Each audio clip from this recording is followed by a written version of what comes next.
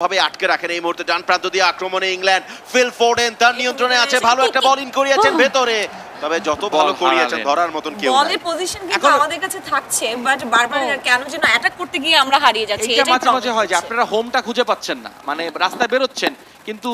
কেমন জানি ওরা আসলে খালি মাঠে দৌড়াদৌড়ি করতেছে ঠিক আছে ইংল্যান্ড ভাই সুযোগ আছে ইংল্যান্ডের দারুণ সুযোগ কিন্তু ব্লক আবারও এক্সিলেন্ট ইকুয়ালাইজার আমরা দেখলাম দারুণ ভাবে খেলায় ফিরল ইংল্যান্ড এইটার দেখতেই হবে চমৎকার একটি শট রাইম স্টার্লিং কি দুর্দান্ত একটি শট এবং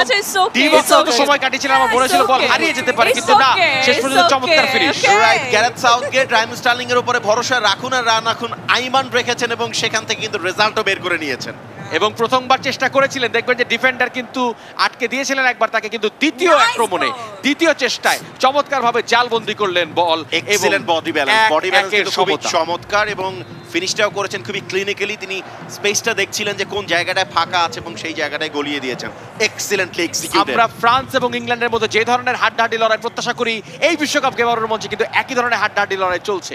হাড্ডাহাড্ডি লড়াইটা কি আসলে হাড়ের সাথে হাড়ের বাড়ি খাওয়া হ্যাঁ মানে এমন ভাবে লড়াই যে মানে হাড়ে হাড়ে বাড়ি খাইতে হবে হাড়ে হাড়ে গোড়ায় গোড়ায় সবকিছু পায়ে পায়ে ঠিক আছে এটাকে হাড্ডাহাড্ডি বলে হাড্ডাহাড্ডি লড়াই বলে দুই ইউরোপিয়ান পরাশক্তি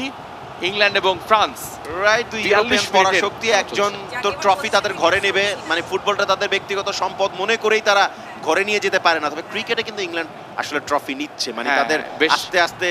আসছে তাদের মেইন বিশ্বকাপ টি20 বিশ্বকাপ অনেক কিছু ব্যাক টু ব্যাক নিয়েছে কিন্তু এবার ফুটবল বিশ্বকাপের দিকে নজর পড়েছে এই ইংল্যান্ড দলটির